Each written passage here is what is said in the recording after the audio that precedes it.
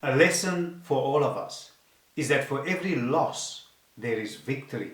For every sadness, there is joy. And when you think you've lost everything, there is hope.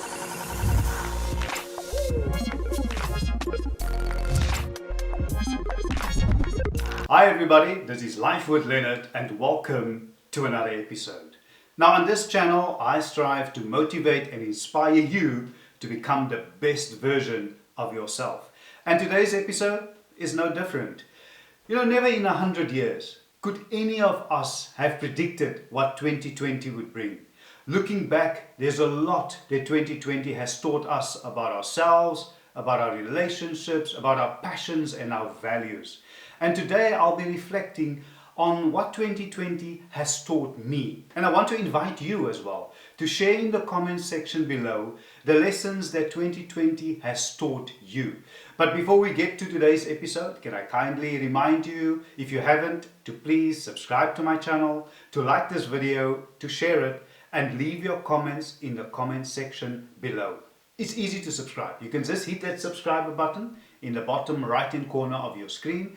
And please remember to hit the all notifications, and that way you will be notified and you won't miss out whenever I upload new videos. So number one is take that leap of faith. Now, like most years, 2020 started out exciting and busy. Our days were full, weekends were planned, extracurricular signed up for. We were so excited. It was the start of a new decade, and all of a sudden, everything came to a screeching, unexpected halt. And what that taught me is that never waste your life waiting for the right time. The right time to change your job, the right time to buy that house, the right time to start a new hobby, the right time to go on that long-awaited and planned trip with your family or your friends. 2020 has taught me that to live in the moment, to do the things that brings you joy. 2020 has taught me that life is short and none of us is going to get out of this life alive. Number two is find happiness in the simple things. Now here I want to mention two things. Firstly, I want to tell you a story, but before I get there, just remind you of a quote which I think is very befitting to this point of Nelson Mandela, where he said that no one is born hating another because of the color of their skin, the background, or their religion. He said hate is taught. But if hate can be taught, so can love. And because love comes more naturally to the human heart than hate.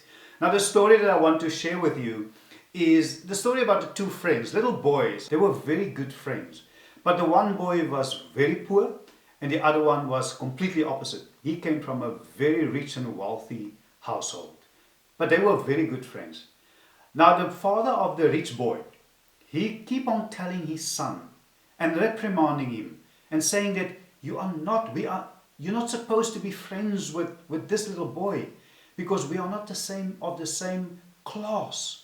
They are poor people. We are rich. You are supposed to mingle with rich friends, my colleagues and my acquaintances, their children.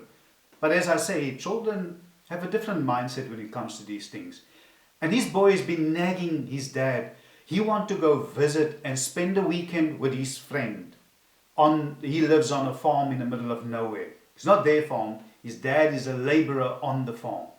And he's been nagging his dad. And eventually the dad gave in. So the Friday afternoon after school, he got in his fancy 4x4, drove all the way to that deserted place in the middle of nowhere and dropped his son there. Sunday afternoon he came, picked up his son, and as his son stepped into the car, he very arrogantly told his son that, have you learned your lesson now? Do you know now that we are not of the same class? You're not supposed to mingle with these poor people. And his son replied, he said, Dad, I understand completely what you say. But I want to tell you, I've realized this weekend that we are actually very poor. And the dad was completely flabbergasted. He looked at the son as I'm looking at you now, without an expression on his face, not even knowing what does this little boy mean. And he asked his son to explain, what do you mean? And he said, you know what, Dad? We have one dog. Those people, they have 7 dogs. He said, you know what, Dad, we have this big fence, electric fencing around our house, and we have security people that we pay for, that patrolling our peripheries, etc. They don't have that. They have no fencing there. They look after each other. We have an Olympic-sized swimming pool at our house. They don't have a swimming pool, but they have a stream running past right next to their house. A stream running there. And you know what, Dad? We swam in the stream. We drank of the stream. I mean, and the water there is pure. It's perfect. And it just never stops running. We have these imported beautiful chandeliers from all over the world. The most expensive, from the best designers. He said, but they don't have that there. But they have the stars. The first night when I got there, we fell asleep under the stars. He said, I realized that we are actually very, very poor and that they are rich. They have each other. They protect each other. They are there for one another. It's easy to miss these things when you are lost in your mind, living a life of delusion, but once you become present, even for a few seconds, a whole new world opens up to you. And when that happens, you start to find joy in the seemingly mundane things that you otherwise took for granted. Even a simple activity like sitting in the garden, drinking coffee, watching the sunrise or reading a book can fill your senses with extreme joy and happiness. These things we didn't think too much of in 2019, but in 2020 they became our moments of true happiness. And number 3 is actions matter more than words. During this pandemic, what stood out most was the immeasurable display of love, of kindness and compassion shown to one another.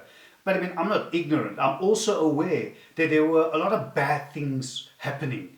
You know, pandemics, as history has taught us, are breeding grounds for civil unrest and corruption and destruction. But at least I have the opportunity on this channel, and that's the motto of the channel, to change your thinking, to redirect your thought pattern, and to steer you into a positive direction. It's important to realize what you do has a stronger impact on people than what you say. People are more likely to believe what you do rather than what you say. Simple things. Never leave the house angry. Tell the people you love that you love and care about them.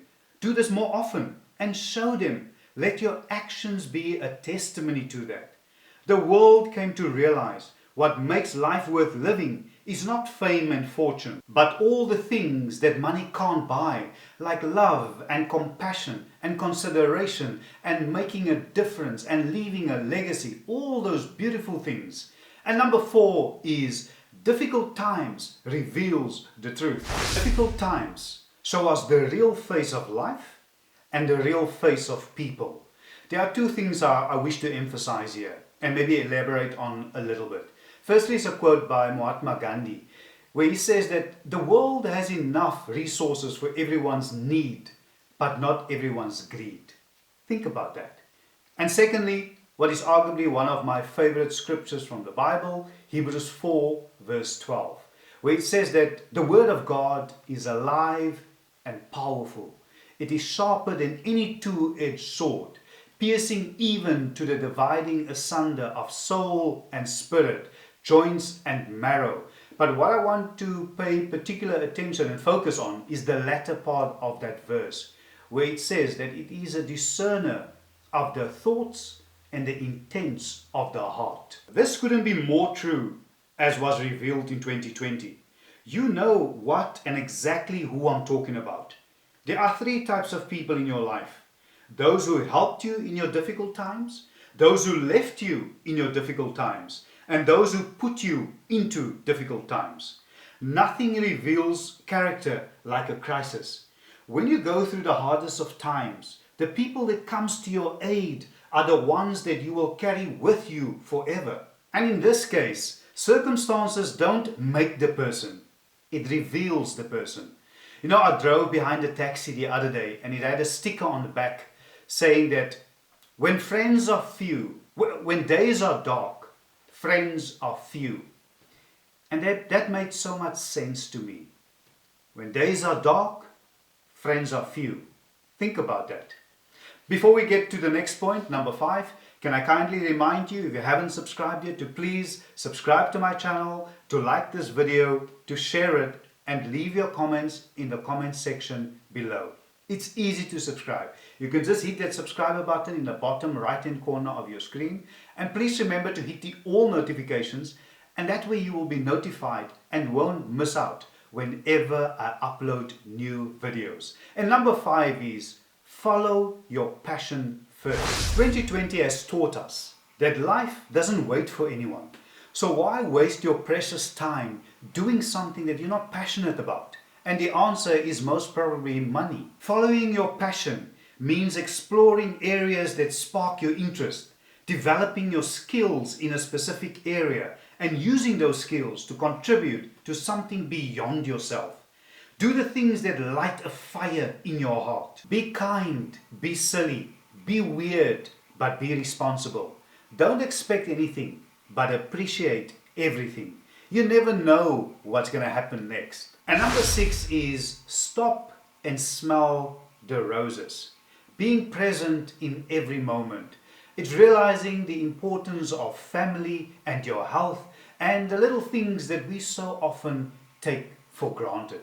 You know, time is a limited resource, and don't spend it on things and people that won't add value to your life. And the next thing that 2020 has taught me is that there's always a silver lining. The proverbial saying, every cloud has a silver lining, is used to convey the notion, no matter how bad the situation might seem, there's always some good aspect to it. We've seen this throughout 2020. In the heat of the moment, it can be hard to spot, but there's always a silver lining of opportunity. I've seen people with very little themselves, sharing what they have with those even less fortunate than them. I've seen instances where people, organizations, communities, neighbors came together and unite in a way never thought possible. I've seen people reaching out to one another in a loving, caring way.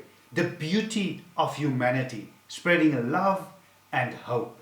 And the next thing that 2020 has taught me is just to be me, unapologetically. There's no time than right now to just be yourself. When they say that you can be anything that you want to be, it's true. The only limit is you. You can be anything, and you can change course at age 30 or 40 or 50 or 60 or even 70. Age is just a number. Whatever it is that you choose to do and be, make sure it's your choice and not the choice of your parents or your partner, your family or your friends. Grudges are a waste of perfect happiness. Laugh when you can, apologize when you should, and let go of what you can't change. Love deeply and forgive quickly. Take chances, give everything, and have no regrets. Now, the next thing that 2020 has taught me, and I really want you to pay particular attention to it, and that is to make self-care a priority and not a privilege. You know, let me use an example here. When you fly on a plane, the flight attendant always instructs you to put on your oxygen mask first before helping anyone else. Because if you run out of oxygen, you can't help anyone with their oxygen mask. Putting yourself as number one in your life, taking space when you need it, and saying no needs to be the priority. When things change inside you, things change around you. There's no need to feel guilty at all. You have one life and one body. This is your chance to make the best of it. And last but not least, 2020 has taught me the importance of leaving a legacy. Now, if you're going to leave a legacy, you better start building right now. No matter how many times you've tried and never followed through, no matter how many times you have failed, or no matter how many times you've given up, for whatsoever reason, your legacy is something that is passed down. It is your mark. It is your footprint in the earth. I can almost hear you say, I don't care about a legacy. I'm single. I don't care about a legacy. I have no children. My life is my own. It's me, myself, and I. Why do I even need to care about the legacy? Here's what you need to hear. Listen to me. You are leaving a legacy, whether you want to or not. The question is, Are you going to be intentional about it? Thank you so much, everybody, for once again joining me on today's episode. If this episode was of value to you, can I kindly ask you, if you haven't subscribed, to please subscribe to my channel, to like this video, to share it, and leave your comments in the comments section below. It's easy to subscribe. You can just hit that subscriber button in the bottom right hand corner of your screen. And please remember to hit the all notifications, and that way you will be notified whenever I upload new videos. Thank you so much, and I will see you soon. Bye for now.